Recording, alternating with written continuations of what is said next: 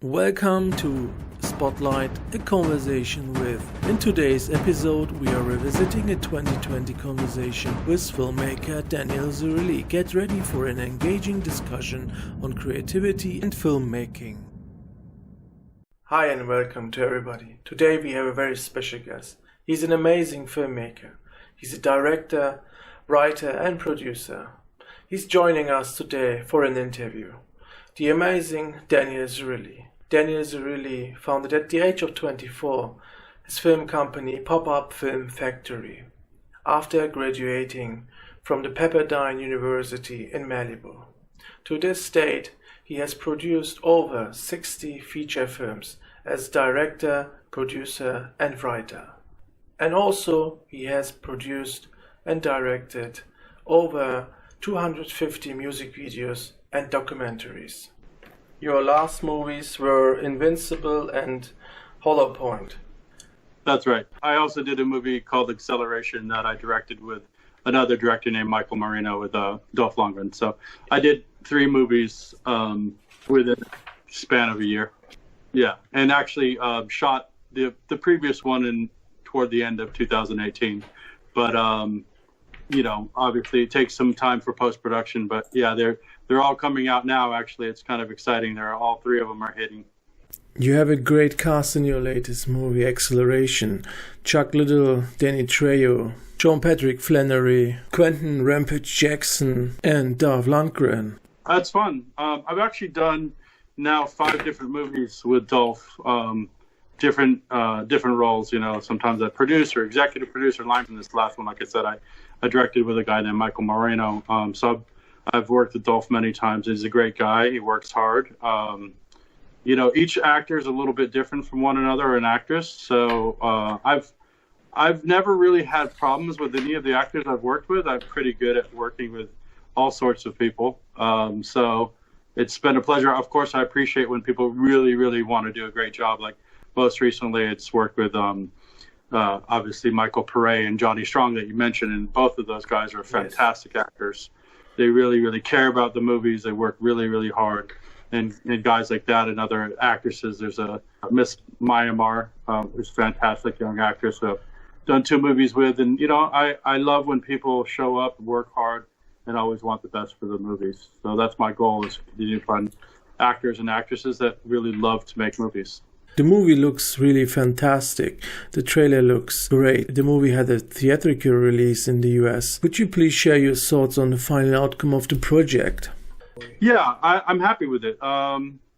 Natalie Byrne, the lead actress, and it's definitely a female-driven action movie. There's a lot of great male actors in it as well, but Natalie is truly the lead. And we've worked together on several projects, including Hollow Point. And she's a really hard-working actress, and she was one of the producers, and someday I'm going to do more movies with. And all in all, I think that Michael Marino and I mean, usually, when there's 2 directors on a movie, you hear horror stories, but he's a really nice guy. Yeah. He and I figured out a way to work together that was, a little bit more focused on the action side of it and him more on the drama. And, we came together on the set and divided the work and enjoyed it. I'd work with him again. Usually, again, I wouldn't want to direct with somebody else, but got along great. And, Acceleration is something that he wrote. I did a rewrite of the script and a little bit of polishing, but it's his script, and I consider Acceleration more Michael's film than mine. Have you worked with another director before?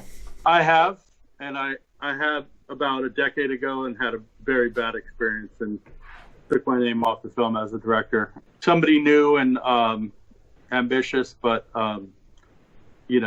I won't mention any names, but it just very ego-driven and inexperienced, and in a way that was not productive. I'll just leave it at that. Again, I'm open. I'm very collaborative with other directors. In fact, when I did hundreds of music videos, like you mentioned, one of the first things I did when I got too much work is got more directors, like signed more directors to my company and kind of schooled other directors up. So I'd produce for them, executive produce, and write music videos for them and bring other directors. So I play nice with other directors, and when I produce or executive produce, I totally support my directors. Yes. But you have to pick the right people to collaborate with on set. And Michael was a nice guy. Like I said, I like Michael. But I've had bad experiences with co-directors, and so I choose very carefully and wisely of who I work with closely. Daniel, what do you like the most? Writing, producing, or directing? I definitely consider myself a writer-director first and foremost, and I produce or executive produce out of necessity. So although there's been experiences, and certainly I've produced more movies than I've directed by choice, I want to be careful about what I direct, because I've had some bad movies in my career for whatever reasons, whether there's no money or, other circumstances. I definitely try to avoid, doing, directing movies that I don't love, and I feel like now I'm starting to get to do better movies that I want to do. And I have a lot more movies in me, but primarily, the writing part of it is great because I control that 100%. I like to work with other writers as well, but I have more control over writing and directing. And then producing, for sure. I mean, out of necessity, I know how to produce. I've line produced. I've grinded my way up from the bottom, so I do know how to make movies in these different ways. But I consider myself a writer-director, and I'm happy to produce and executive produce for other movies. And sometimes executive producing is just a matter of finding the money or finding a named cast member or putting distribution together. So, you'll see that I'm actually up to like 75 films now, not 60, but in these different capacities as a writer, director, or producer. But yeah, I not to try to, sound like the guy that does everything, but you have to diversify. And I think, learning how to produce your own movies makes sure get more value out of your money as a director. Please tell us how you started writing movies. Yeah, the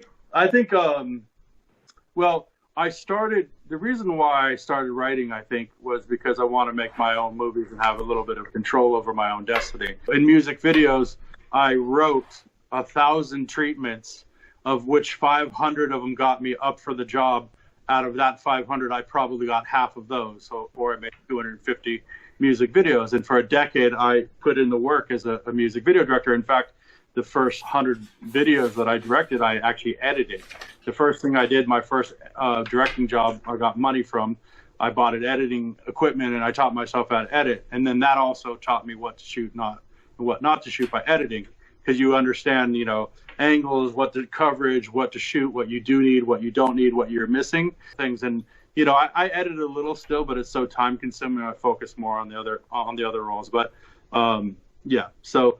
Anyway, so when I got into feature films, I started writing screenplays, and I wrote a screenplay in my senior year at Pepperdine that got me a job at the Windmill Studios on the Culver Studios lot, which was really cool. So I worked my way up from the bottom, but it got my foot in the door from writing, and then probably out of these 75 movies that I've done, maybe 60 of them I had a hand in either developing or writing them. But I found the script, developed the writer along, basically polished it, put it together. I either co-wrote it or co-wrote the story, or sometimes the screenplay. But I think that's one of the biggest lessons for everybody anywhere in the world is write your own movies, write your own content, be in control of your own destiny, to the extent that if you've got a story to tell, no one can stop you from putting down on paper. So I encourage writing as the first step for almost everybody that wants to get into this business. Most of the time you are directing action movies, but there is a movie called Black Beauty in your list, which seems to be a very personal movie. Can you tell us something about it? Yeah, absolutely. Interestingly enough, that movie was very small budget. I can't tell you what the budget, but was tiny. And originally the distributor basically hired me to develop and write and co-write that script and to direct it. And I told them, I'd only do it for that budget amount if I could cast my daughter somewhere in the movie. I know, given that's leveraging my position to get, to work my daughter, not as the lead, but it gave me an opportunity to work with my daughter for a week on the movie there. We chose another person in the lead role, but that was one of the things. I did a tiny budget movie, and that was very small. It was great working with Luke Perry and Bruce Davidson and Sarah Ann, and obviously my daughter, Talise. And so, yes, and it's really a tragedy, obviously, that Luke Perry passed away.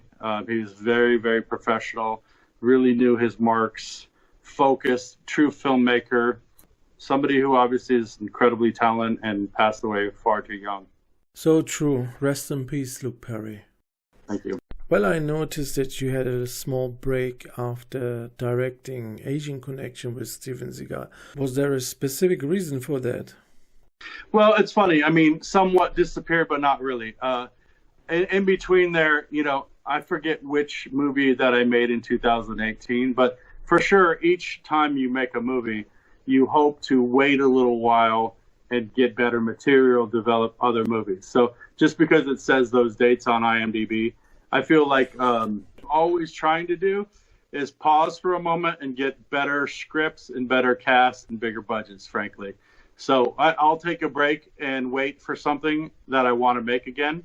And yeah, I mean, I think, Hollow Point, I think was the next thing that I directed, which was, again, somewhat small movie, but we've got a really great ensemble cast for that. And Invincible, action, one of my best. It's coming out later in the year. There's a good deal that we have right now that I can't talk about it, but everything's looking great on Invincible. I'm trying to do some other bigger things right now. So there are things that I pass other directors, like I said, and write. So it's not, if I had my way, the way I'd want to do it, as I would direct one out of every 3 films and direct one movie every 2 years.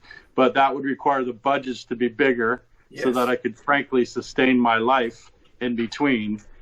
So later in life, I hope to direct less movies with bigger budgets and better casts, like people that I really want to work with. And I've worked with some great actors, but there's a lot of people that I would make all the difference in the world if they were in the same movie that I made, but if I had this actor instead of this other actor.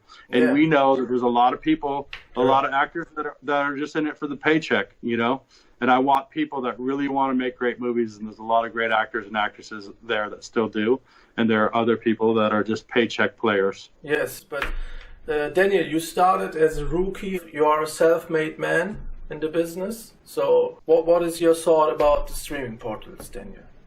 Well, certainly, I mean, right now, the industry has changed a lot where Netflix is a huge major force, as well as, a bunch of other, Amazon Prime and Apple TV, et cetera. So, I mean, what I do is I'm not necessarily the person I'm dealing with distributors a lot, and a lot of my movies I help sell because I have great relationships with studios, and I've actually put about 50 other movies that I didn't direct or produce into distribution because I've got those connections. So other filmmakers that I like and have come to me with finished films, and I help them negotiate deals and put their movies into distribution.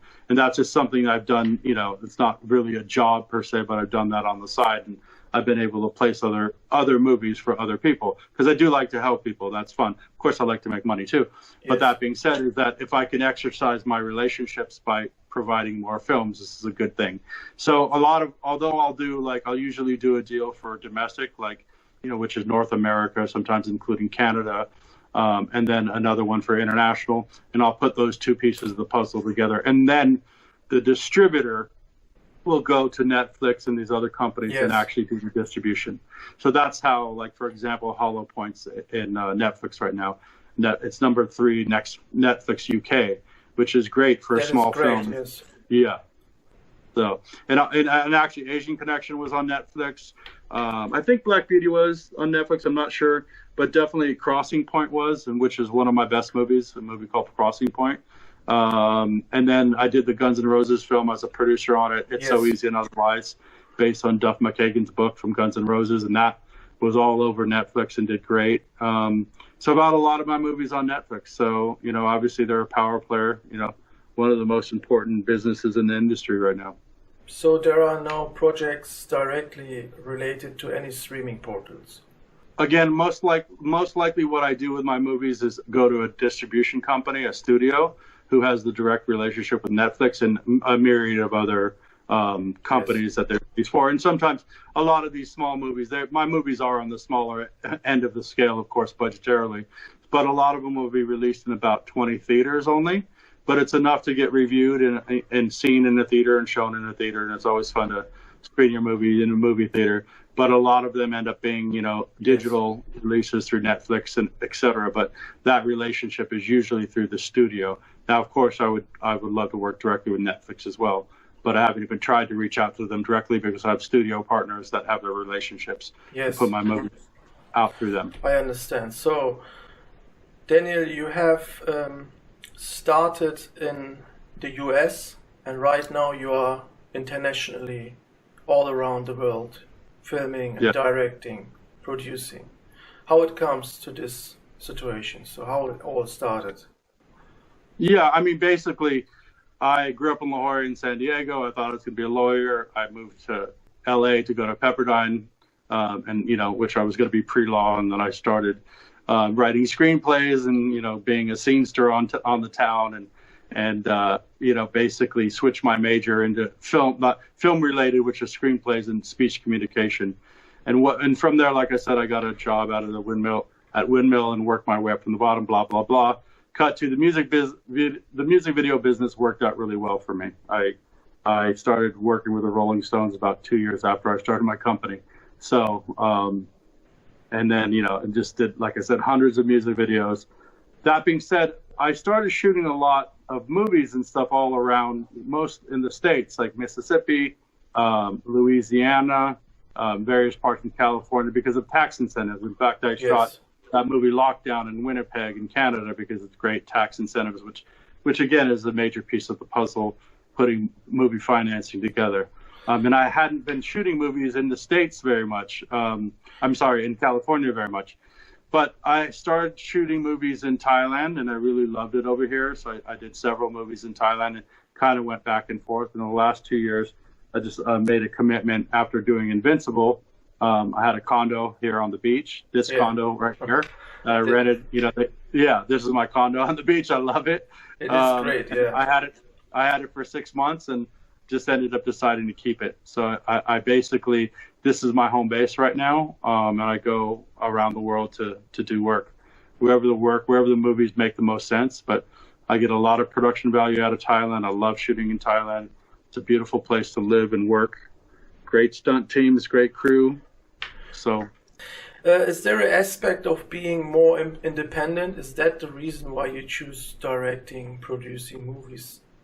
No, not necessarily. I mean, certainly I love it when people give me the money and just let me do my movie. Okay. The fact is, I play nice with others as well. So if somebody, I hope that people, and I've had experience where there's been supportive producers and other, financiers and stuff. And, but it doesn't really have to do with that. I mean, if a money person wants to be involved in the movie, they are involved in the movie.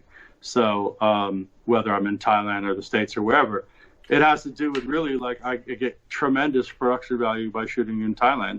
It's incredible. The locations are amazing. And, some of the stunt guys are the best in the world. And I feel like if I had to choose one place to shoot anywhere in the world, it would be Thailand. That's why I'm here. Yeah. And the lifestyle is awesome. I live on the beach. I write, direct. I have a pack of wild dogs that I take care of right down there. 7 dogs that follow me around in the afternoons, So I do my thing and go take care of my wild dogs and then fly to wherever I have to make movies. But a lot of them I'm making here. Could you please elaborate on your interest in documentaries? One of your latest documentaries is with James Franco, as I see. Can you tell us something about it? I've been a huge literary fan, since I was a kid. I read The Old Man and the Sea when I was 13 years old. I was fishing, and I worked my way up on fishing boats, etc., which led me to both Hemingway and Steinbeck. And Steinbeck wrote a book called Sea of Cortez with a guy named Doc Ricketts, who was in Cannery Row. If you know any of this history, it's all kind of legendary classic books. And so that Steinbeck-related project, we got the rights, a guy named P.J. Palmer, the director, and I got the rights through the basically literary company of Steinbeck to do a documentary on the Grapes of Wrath and also this guy, Doc Ricketts. So, and James Franco is a huge Steinbeck fan. So he invited PJ and I to come to New York City and watch him in Mice and Men, John Steinbeck's play Mice and Men, that he was a lead in. And so we flew to New York. James Franco was really gracious, amazing in that play on Broadway, went to the play. He introduced us behind the scenes, the rest of the cast.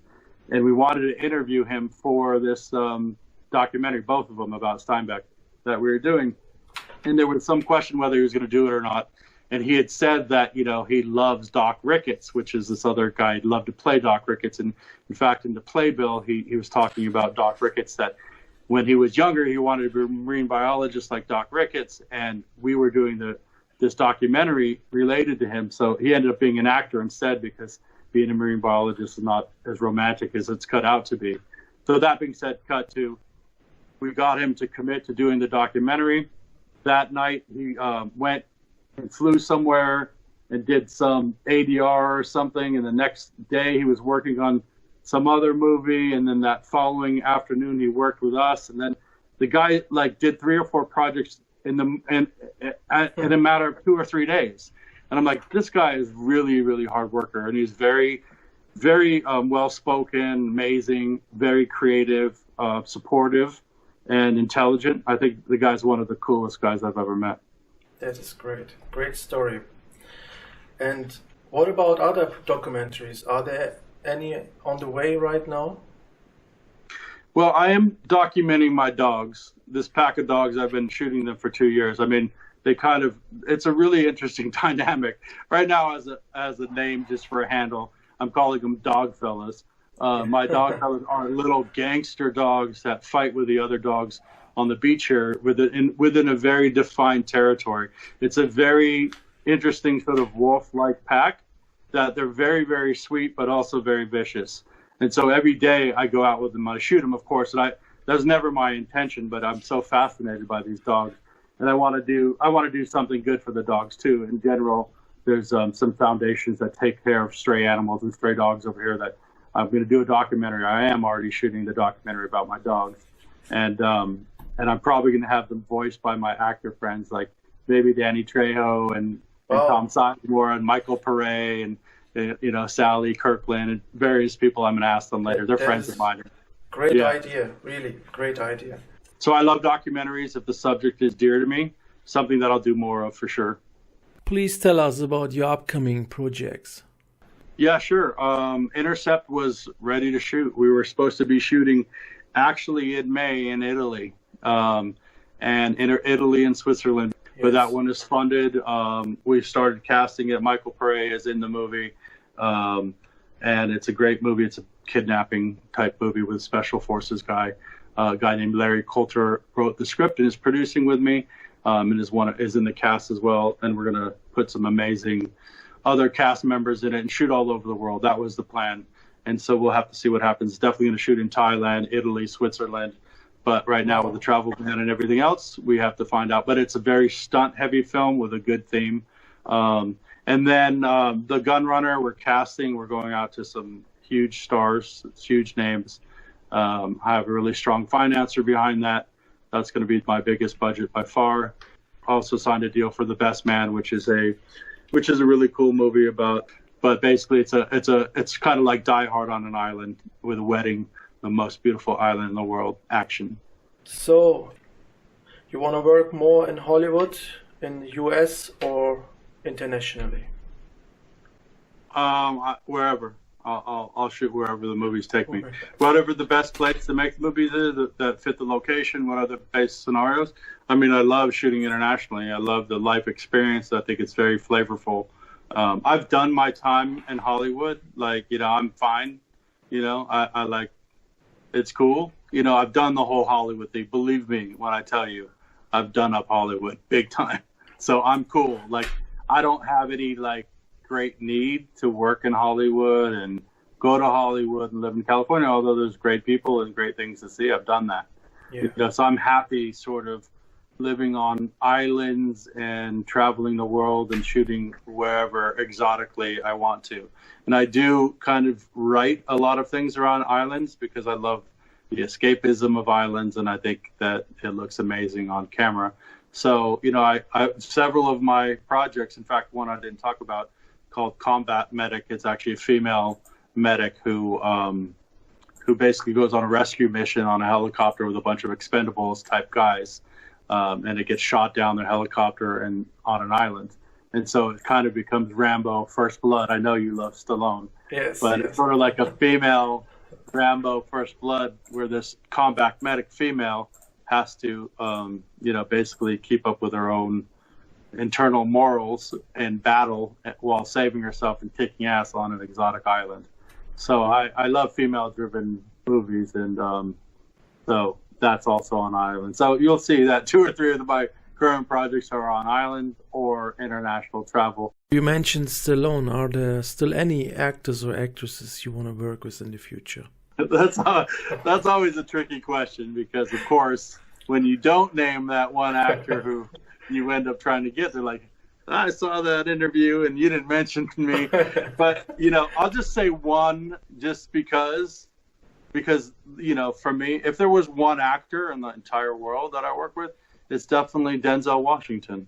Great. For me, of course, there's the usual, the great guys like De Niro and Daniel Day-Lewis, who is amazing and retired. And, I appreciate all those classic guys, But if I had to choose one, it'd be Denzel Washington. I think he just has it all. He has the dramatic acting chops, and he's great in action.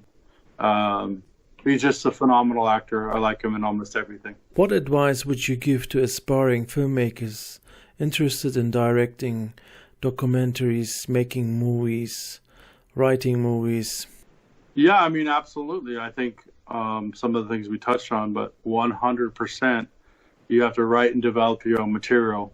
Most people are never going to hand you anything. You need to work towards everything that you do. And one of the things is writing your own material, finding other writers to develop things with. If you're not a writer, collaborating with good people, and then go out and shoot some shit. The bottom line is there's no excuses for this generation of filmmakers. When I was coming up in the old days, we shot on film on 35, and it cost a ton of money. You had to have, a real, like a bigger crew and processing and, all sorts of transfer, telecity and stuff that you don't have to do now.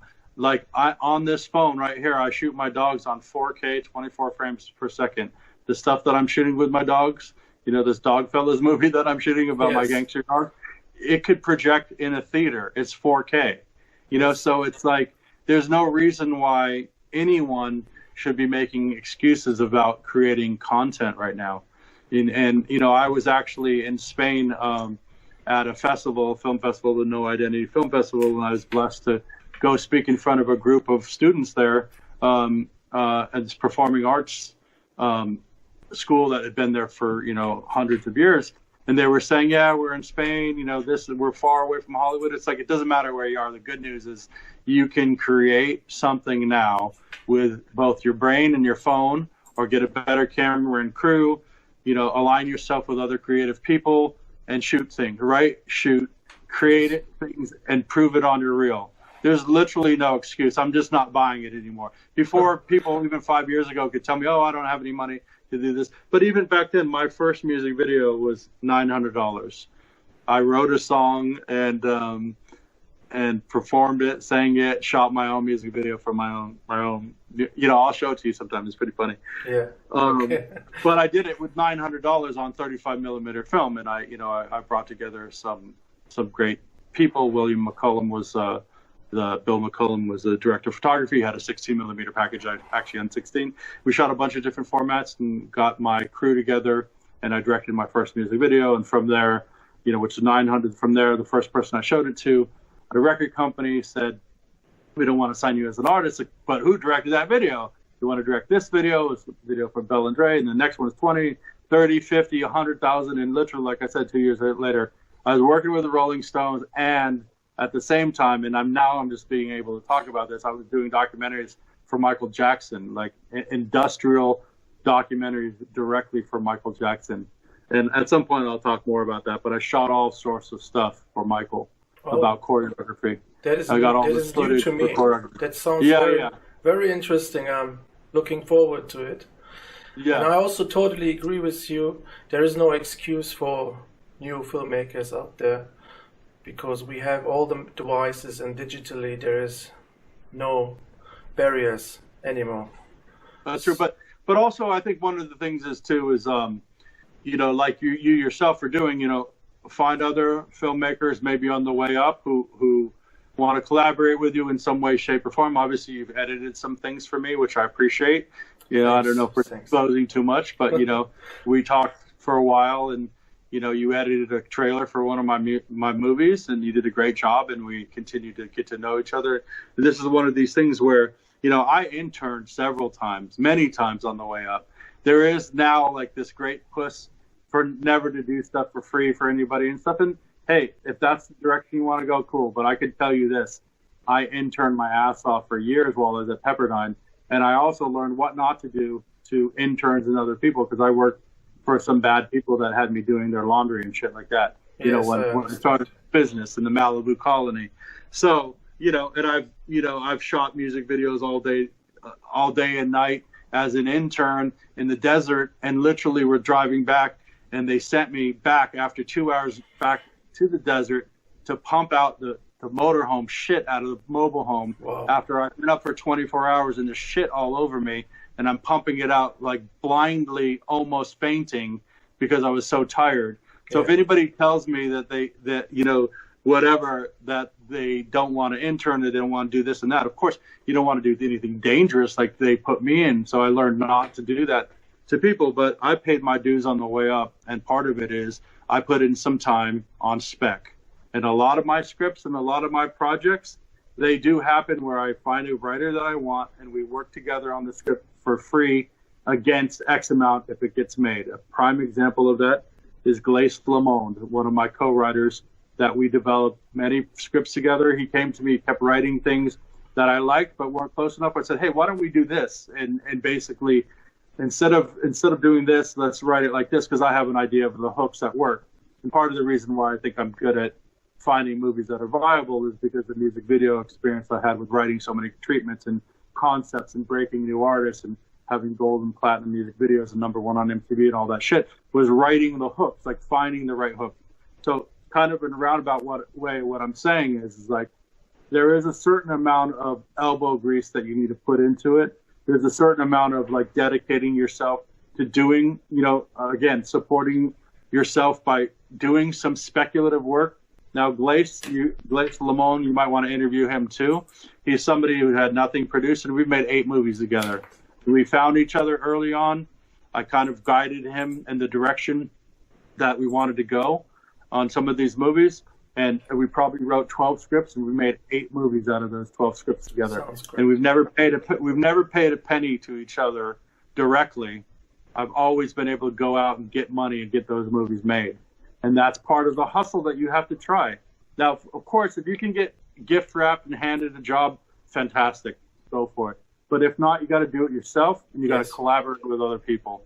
And sometimes getting your foot in the door means that you need to do a little bit of speculative work. But barring all that, like we said, there's no excuses not to write and shoot your own projects. Zero. Because even if you just put them on YouTube or other places, you can get hits, you can get them watched, and the bottom line is I don't care if you shoot something on your iPhone, or if you're an actor or an actress, or you have something, I don't care if you take yourself on the iPhone. If the talent shines through, I will see it no matter the production value. Yes. So go shoot something. Yes, you're exactly right about it. Because right now there's so much around, so people are using so much tools, there are so many possibilities right now. Digitally, and like you said, with mobile devices and everything. So there is no excuse at all. Daniel, I also noticed taking care of your people around you. For example, Dean Alexandro, I hope I'm pronouncing it correctly, Byron Gibson, Damon Whitaker, and Ron Smorenberg. Is that a film family for you? Absolutely. And there's other people like that, like Michael Pare and Sally Kirkland, and even Tom Sizemore and Tiny Lifter, and a bunch of people that I work with through the Danny Trejo. I've done 3 or 4 movies with.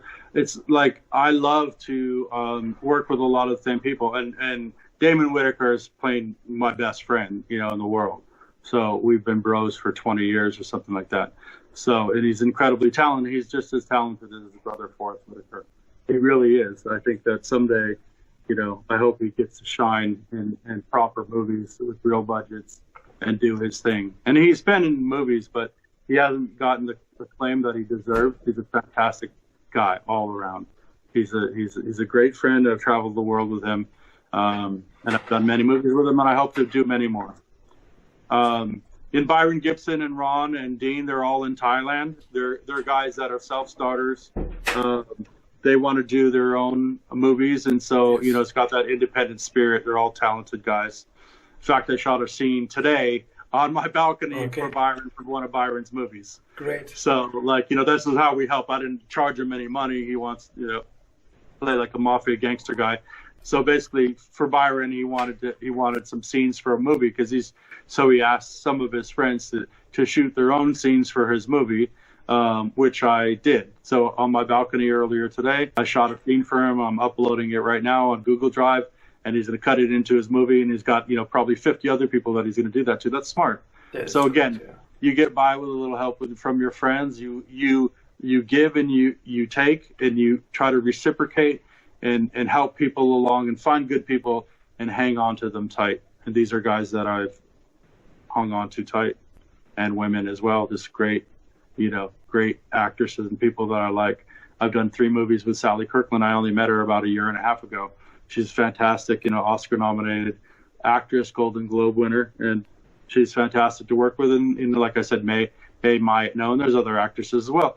Yeah, Michael Pare, Michael Jai White as well is another friend of mine who I made movies with, and he was really, really cool. Actually, I don't know if I'm allowed to talk about this, but he called Wesley Snipes and recommended that I direct a Wesley Snipes movie. He endorsed me. I found out after the fact that yeah, Michael Jai White endorsed you with to direct this Wesley Snipes movie. Wow. Now it ended up being pushed, and we don't know what's going to happen with it, but it's cool because I try to remember people that helped me. And these people help me, and other people, I appreciate when they recognize that I gave them a little love along their journey as well. Yeah, that is great that you stick together. I saw that you have attended the Jackie Chan International Action Film Festival in China. Yeah, it was fantastic. Jackie Chan's people reached out to me because they saw that I directed 3 movies in the course of a year. And it was one of these things where they were bringing action directors and stunt people from all around the world to be part of this, Jackie Chan International Film Week. And so I won a Best Director Award in the Noa Deni Film Festival in Spain, and we won 2 other awards, and the producer, Delon J and Adele Noor, and our film won in Texas as well. And bottom line, they reached out and asked me if I wanted to screen Hollow Point in China. They actually wanted to screen Invincible as well, but it wasn't ready to screen at that point. Yes. So they invited me, and I screened at the Jackie Chan International Film Week Festival. It was insane. First, they flew us out there, they put us up, and took care of us the whole week. And I went to amazing, incredible places in China. And then I got to screen anonymously in Jackie Chan's theater. He has got a theater chain where they didn't announce me or anything. I just went with the audience, the Chinese audience. They sent a van, and we went to, and I just was a fly on the wall. And it was really amazing that the Chinese, it had subtitles. They totally got it. They cheered at the right moments. They laughed. They thought things were funny, funny, in an action film, funny, like somebody talking shit or whatever. The response was incredible. I remember there was these 3 girls behind me that were so into the movie. I just wanted to hug them afterwards. Of course I didn't, but it was they were so responsive to the movie, which was interesting. It's just one of these things where part of the reason why I like to do action movies is that they're interpreted easily all around the world, whereas drama and comedy doesn't necessarily play all over in different territories. Action movies play pretty well internationally, if they're done well. And so both I screened in the actual Jackie Chan theater chain in the theater with the audience, and then amazing. Then there was another night where we went to this incredible pagoda temple area where Jackie spoke with the stunt people. I met some incredible people, not to name drop, but yeah, Chris Tucker and other people like that were there. It was cool, and that was a little bit more intimate. There was 500 people And then the next day was like the big ceremony and closing ceremonies. And we thought it would just be like 500 people in press or whatever. Literally, like we were driven into a stadium, a giant stadium, and there were 20,000 people, and they put on an insane stage show.